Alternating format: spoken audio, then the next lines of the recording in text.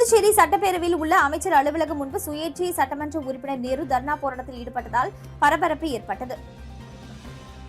உருளையன்பேட்டை தொகுதியில் சுகாதாரமற்ற குடிநீர் விநியோகம், உப்பனாற்றில் கழிவுநீர் கலப்பு உள்ளிட்ட பிரச்சினைகள் மீது நடவடிக்கை எடுக்காததை கண்டித்து தொகுதியின் எம்எல்ஏ நேரு சட்டசபையில் பொதுப்பணித்துறை அமைச்சர் லட்சுமி நாராயணன் அலுவலகம் முன் தர்ணாவில் ஈடுபட்டார். பின்னர் பொதுப்பணித்துறை அதிகாரிகள் எம்எல்ஏவிடம் பேச்சுவார்த்தை நடத்தினர். அப்பொழுது அவர் கடந்த 3 ஆண்டாக தொகுதியில் பொதுப்பணித்துறை சார்பில் மேற்கொள்ளப்படும் பணிகள் குறித்து பலமுறை தலைமை பொறியாளரிடம் கோரிக்கை விடுத்தும் கண்டுகொள்வதில்லை. சுகாதாரமற்ற குடிநீரால் மக்கள் நோய்வாய்ப்பட்டு இருக்கின்றனர். கழிவுநீரால் கொசுக்கடி, சுவாச கோளாறுகள், சிறுநீரக நோய்கள் ஏற்படுகின்றது. உப்பனாற்றில் நேரடியாக கழிவுநீரை விடுவது ஏன், டெண்டர் விட்டும் பணிகளை மேற்கொள்ளாதது ஏன் என கேள்விகளை எழுப்பினார். அவரிடம் அமைச்சரின் தனி செயலர் விஸ்வநாதன் அளித்த வாக்குறுதியை ஏற்று நேரு எம்எல்ஏ தனது போராட்டத்தை முடித்துக் கொண்டார். புதுச்சேரியில் நடைபெற்று வரும் குணா குகை கண்காட்சியை காண திரளான பொதுமக்கள் படையெடுத்து வருகின்றனர். புதுச்சேரியில் தற்பொழுது குணா குகை கண்காட்சி நடந்து வருகிறது. இது முருகா தியேட்டருக்கு பின்னால் உள்ள அரசு கண்காட்சி மைதானத்தில் அமைக்கப்பட்டுள்ளது. கொடைக்கானல் குணா குகையை ஒத்த அமைப்புடன் திகில் அனுபவம், ராட்டினங்கள், விளையாட்டுகள், பொருட்கள் விற்பனை என குடும்பத்துடன் பொழுதை கழிக்க ஏற்றதாக உள்ளது. நுழைவு கட்டணம் 80 ரூபாய், வாகன நிறுத்துமிடத்திற்கு 20 ரூபாய் வசூலிக்கப்படுகிறது.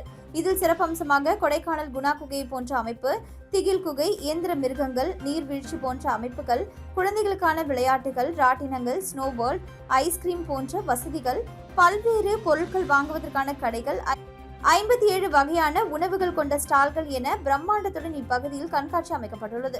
கண்காட்சியானது வருகின்ற 26ஆம் தேதியுடன் நிறைவடைய உள்ளதால் பொதுமக்கள் தங்கள் குடும்பத்துடன் கலந்து கொண்டு பிள்ளைகளின் சந்தோஷத்தை காண இங்கு படையெடுத்து வருகின்றனர். வீராம்பட்டினம் அருள்மிகு ஸ்ரீ செங்கழுநீர் ஆலயத்தில் திருக்குட நன்னீராட்டு பெருவிழா பத்திரிகைக்கு சிறப்பு பூஜைகள் செய்து வழங்கப்பட்டது. வீராம்பட்டினத்தில் பிரசித்தி பெற்ற செங்கழுநீர் அம்மன் கோவிலில் சுமார் 24 ஆண்டுகளுக்கு பிறகு மகா கும்பாபிஷேக விழா வரும் பிப்ரவரி 12ஆம் தேதி வியாழக்கிழமை நடைபெறுகிறது. அதனை முன்னிட்டு திருப்பணிகள் வெகு சிறப்பாக நடைபெற்று வருகிறது. அதனைத் தொடர்ந்து கும்பாபிஷேக விழா பத்திரிகை அனைவருக்கும் வழங்குவதற்கான சிறப்பு பூஜை நடைபெற்றது. இதில் தொகுதி எம்எல்ஏ பாஸ்கர் என்கிற தட்சிணாமூர்த்தி, திமுக கலை இலக்கிய அமைப்பாளர் சிவசங்கரன் சிறப்பு அழைப்பாளர்களாக கலந்து கொண்டு சுவாமி தரிசனம் செய்தனர். மேலும் கோவில் நிர்வாக அதிகாரி சுரேஷ், கோவில் திருப்பணி குழு தலைவர் மகாலிங்கம் மற்றும் உறுப்பினர்களுக்கு மக்கள் குழு விஸ்வநாதன் மற்றும் உறுப்பினர்கள், ஊர் பொதுமக்கள் உள்ளிட்டோர் பலர் கலந்து கொண்டனர். மேலும் முதலமைச்சர் ரங்கசாமி தனது சொந்த செலவில் கோவில் திருப்பணிக்காக 2 லட்சம் ரூபாய் ரொக்க பணத்தினை பாஸ்கர் எம்எல்ஏ தலைமையில் கோவில் திருப்பணி குழு மற்றும் மக்கள் குழு முன்னிலையில் வழங்கப்பட்டது.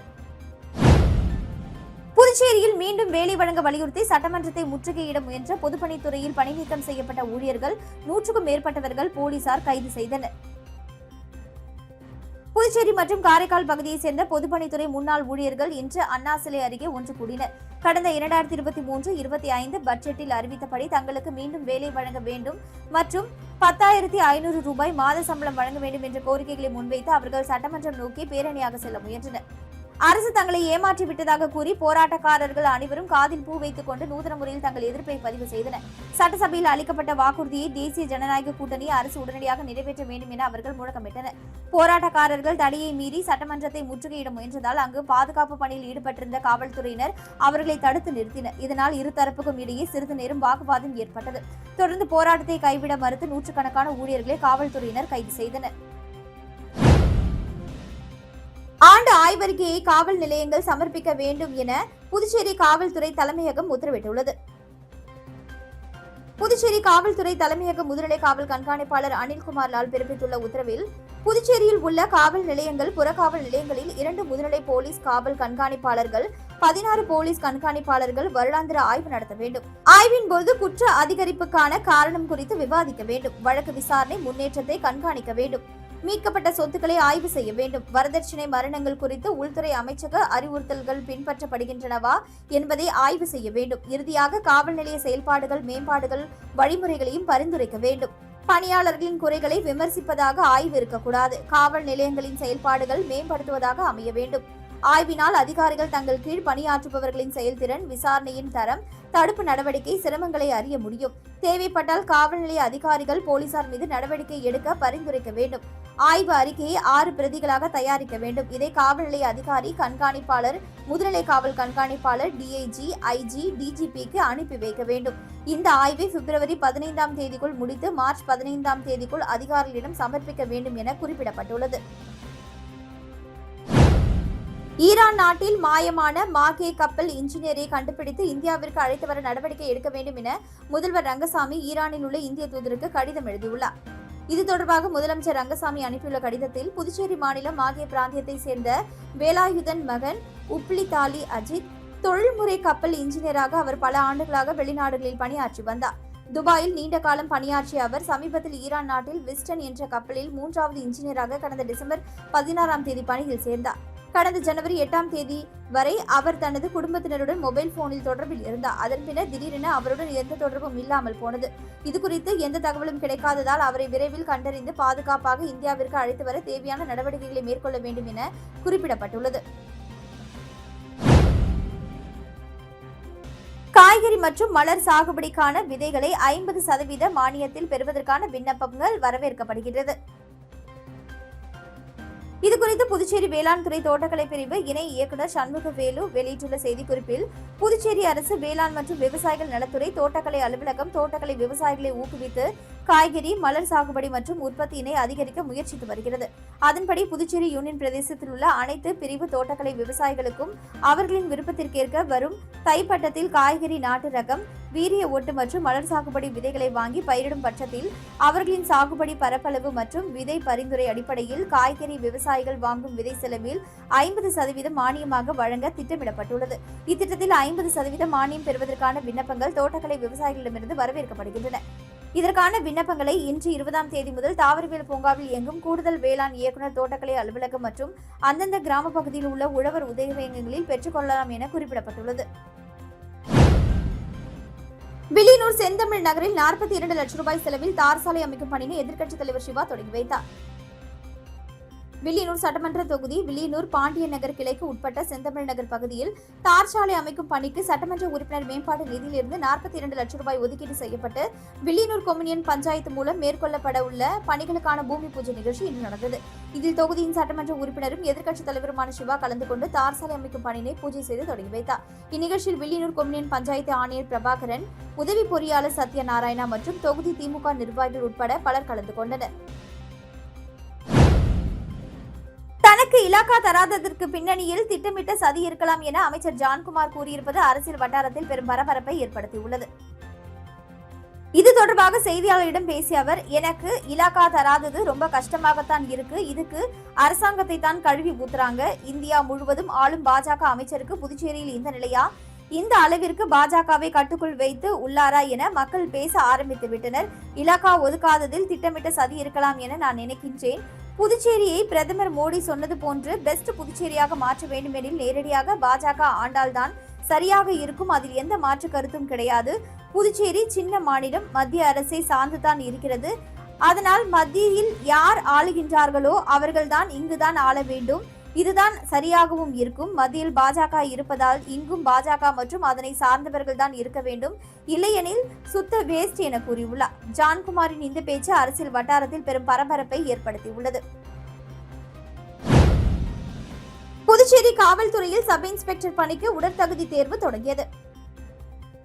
காவல்துறையில் காலியாக உள்ள 70 சப் இன்ஸ்பெக்டர் பணியிடங்கள் நேரடி நியமனம் மூலம் நிரப்பப்பட உள்ளன. இதற்காக விண்ணப்பித்தவர்களில் 16,473 விண்ணப்பங்கள் ஏற்கப்பட்டன. இவர்களுக்கு உடல் தகுதி தேர்வு கோரிமேடு ஆயுதப்படை பயிற்சி மைதானத்தில் தொடங்கியது. ஆண்களுக்கு திங்கட்கிழமை முதல் பிப்ரவரி 3ஆம் தேதி வரையும், பெண்களுக்கு பிப்ரவரி 4 முதல் 7ஆம் தேதி வரையும் இத்தேர்வு நடக்கிறது. இத்தேர்வுக்கு வந்தவர்களிடம் ஹால் டிக்கெட்டுடன் அரசு புகைப்பட அடையாள அட்டை, சான்றாக ஆதார் அட்டை, ஓட்டுநர் உரிமம், வாக்காளர் அடையாள அட்டை, பாஸ்போர்ட் ஆகியவற்றில் ஏதேனும் ஒன்று சரிபார்க்கப்பட்டது. முதல் நாளான நேற்று 1000 பேருக்கு அழைப்பு விடுக்கப்பட்டிருந்தது. கைபேசி உள்ளிட்ட மின்னணு சாதனங்கள், உணவுப் பொருட்களுக்கு தடை விதிக்கப்பட்டிருந்தது. ஆண்களுக்கான உடற்தகுதி தேர்வில் முதலில் உயரம், மார்பளவு, எடை பரிசோதிக்கப்பட்டது. தொடர்ந்து ஓட்டம், உயரம் தாண்டுதல், நீளம் தாண்டுதல் போட்டிகள் நடத்தப்பட்டன. இதில் தேர்வு செய்யப்படுபவர்களுக்கு வரும் 22ஆம் தேதி எழுத்து தேர்வு நடைபெற உள்ளது. புதுச்சேரியை சேர்ந்த 4 பேரிடம் 56,000 ரூபாயை ஆன்லைன் மோசடி செய்த மர்ம நபர்களை சைபர் கிரைம் போலீசார் தேடி வருகின்றனர். புதுச்சேரி ஐயங்குட்டிபாளையத்தை சேர்ந்த நபர் கேரள மாநிலம் திருவனந்தபுரத்தில் உள்ள தனது வீட்டை வாடகைக்கு விட ஆன்லைனில் விளம்பரம் செய்தார். அவரை வாட்ஸ்அப்பில் தொடர்பு கொண்ட மர்ம நபர் தான் மத்திய அரசின் பாதுகாப்பு துறையில் பணிபுரிவதாக கூறினார். மேலும் தான் கவுஹாத்தியில் இருந்து திருவனந்தபுரத்திற்கு மாற்றலாகி வர உள்ளதாக கூறி வாடகைக்கு வீடு கேட்டார். இதனைத் தொடர்ந்து தனது வாடகையை பாதுகாப்புத்துறை குழு வழங்கும், அதற்கு முன்பணம் செலுத்த வேண்டும் என கூறியதன் பேரில் மர்ம நபரின் வங்கிக் கணக்கிற்கு அவர் 20,000 அனுப்பி ஏமாந்தார். இதேபோல முதலியார்பேட்டையை சேர்ந்த நபர் 17,715 ரூபாயும், லாஸ்பேட்டையை சேர்ந்த பெண் 13,996 ரூபாயும், ரெட்டியார்பாளையத்தை சேர்ந்த நபர் 4,740 ரூபாய் என மொத்தம் 56,451 ரூபாயை ஆன்லைன் மோசடியில் இழந்தனர். புகாரின் பேரில் சைபர் கிரைம் போலீசார் வழக்கு பதிந்து மர்ம நபர்களை தேடி வருகின்றனர். பாகூர் அடுத்த சோரியாங்குப்பம் தென்பெண்ணை ஆற்றில் நடந்த ஆற்று திருவிழாவில் திரளான பொதுமக்கள் பங்கேற்றனர்.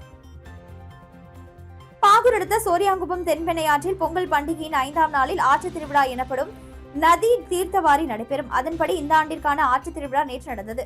இதில் பாகூர் மூலநாதர் லட்சுமி நாராயண பெருமாள், குருவிநத்தம் கிருஷ்ணன், திருப்பனம்பாக்கம் முத்துமாரியம்மன், சோரியாங்குப்பம் செடல் செங்கல்நீர் அம்மன், அரங்கனூர் ஏரமுடி ஐயனார் உள்ளிட்ட பல்வேறு கோவில்களில் சுவாமிகள் எழுந்தருளி அருள் பாலித்தனர். விழாவில் பாகூர், தவளக்குப்பம், அரியாங்குப்பம் மற்றும் தமிழக பகுதியில் இருந்து ஆயிரக்கணக்கான பக்தர்கள் கலந்து கொண்டு சுவாமி தரிசனம் செய்தனர். ஆற்றில் நீராடி தாங்கள் கொண்டு வந்த உணவை குடும்பத்துடன் அமர்ந்து உண்டு மகிழ்ந்தனர்.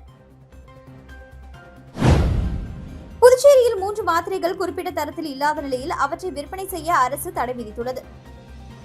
புதுச்சேரி மருந்து கட்டுப்பாட்டுத்துறை அதிகாரிகள் அனந்தகிருஷ்ணன் வெளியிட்டுள்ள செய்திக்குறிப்பில், குடல் சிகிச்சைக்காக பரிந்துரைக்கப்படும் ஹிமாச்சல பிரதேசம் சிர்மூர் பகுதியில் இருந்து நோனிஸ் பார்மாசூட்டிகல்ஸ் நிறுவனத்தின் தயாரிப்பான மாக்பான்சோ 40, கேரள மாநிலம் பாவியா மாவட்டத்தில் இருந்து அபான் பார்மாசூட்டிகல்ஸ் நிறுவனத்தின் தயாரிப்பான பெபாவிட் என்ற பெயரிலான பாராசிட்டமில் 650 மில்லி, ராஜஸ்தான் மாநிலம் பைவாதி பகுதியில் கார்னானி பார்மாசூட்டிகல்ஸ் நிறுவனத்தின் தயாரிப்பான சங்காவிதி 5 கிராம் ஆகிய 3 மாத்திரைகளையும் விற்பனை செய்ய தடை விதிக்கப்பட்டுள்ளது.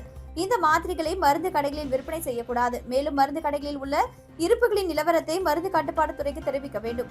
தகவல் அளித்துவிட்டு இருப்புகளை தயாரிப்பாளர்களுக்கு திருப்பி அனுப்ப வேண்டும் என குறிப்பிடப்பட்டுள்ளது.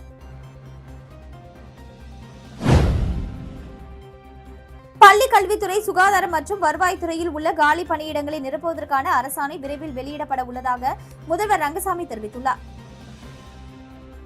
இது தொடர்பாக பேசிய முதலமைச்சர் ரங்கசாமி, தேசிய ஜனநாயக கூட்டணி ஆட்சி அமைந்ததில் இருந்து கடந்த 5 ஆண்டுகளில் பல்வேறு திட்டங்கள் நிறைவேற்றப்பட்டுள்ளது. முதியோர் உதவித்தொகை 500 ரூபாய் உயர்த்தி வழங்கப்பட உள்ளது. குடும்ப தலைவிகளுக்கு 2,500 ரூபாய் அடுத்த மாதம் 7ஆம் தேதி முதல் வழங்கப்பட உள்ளது. பொங்கல் பண்டிகையை ஒட்டி அனைத்து குடும்பத்தினருக்கும் அவர்களது வங்கிக் கணக்கில் 3,000 ரூபாய் வழங்கப்பட்டது. மாணவர்களுக்கான கல்வி உதவித்தொகை வழங்க 27 கோடி ரூபாய் ஒதுக்கப்பட்டுள்ளது. அரசு பள்ளிகளில் படிக்கும் மாணவர்களுக்கு இடஒதுக்கீடு வழங்கப்பட்டுள்ளது. கல்லூரிகளில் அனைத்து பிரிவினருக்கும் 10% இடஒதுக்கீடு வழங்கப்பட்டுள்ளது. லேப்டாப் விரைவில் வழங்கப்பட உள்ளது. அரசு துறைகளில் உள்ள காலி பணியிடங்கள் நிரப்பப்பட்டு வருகிறது. இதுவரை 4,000க்கும் மேற்பட்ட பணியிடங்கள் நிரப்பப்பட்டுள்ளன. பள்ளி கல்வித்துறை, சுகாதாரம் மற்றும் வருவாய்த்துறையில் உள்ள காலி பணியிடங்களை நிரப்புவதற்கான அரசாணை விரைவில் வெளியிடப்பட உள்ளது என்றார்.